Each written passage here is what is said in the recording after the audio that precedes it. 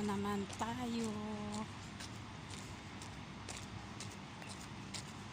Punta na naman tayo sa trabaho.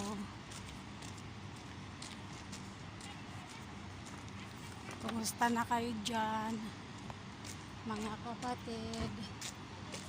Araw ng Sunday. Araw ng Sunday ngayon. Happy Sunday.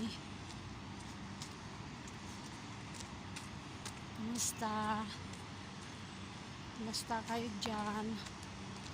Ito araw-araw ng biyahe. Ingat po tayo.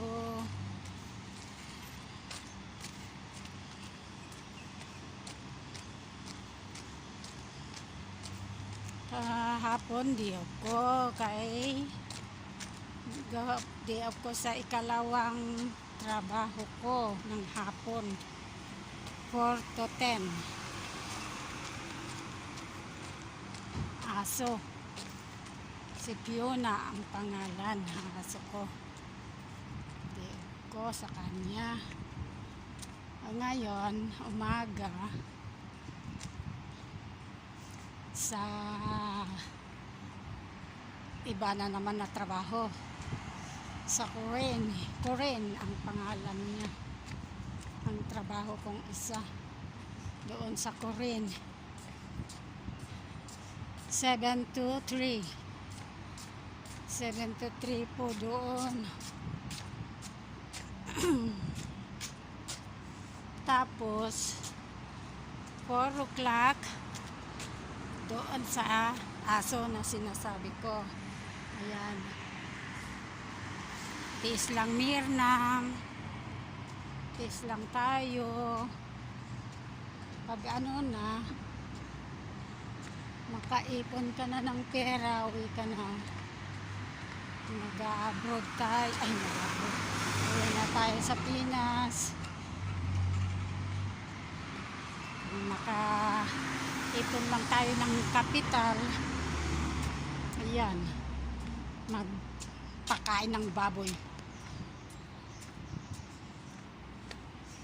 Salamat po, hanggang dito na lang kasi madilim dito sa silok ng bahay. Papunta ako kasi sa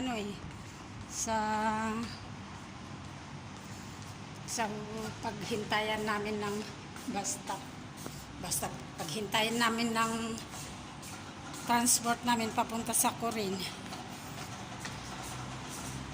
Ewan ko, di ko sana yung mga kasama ko dyan. May kasama ako dyan na isa.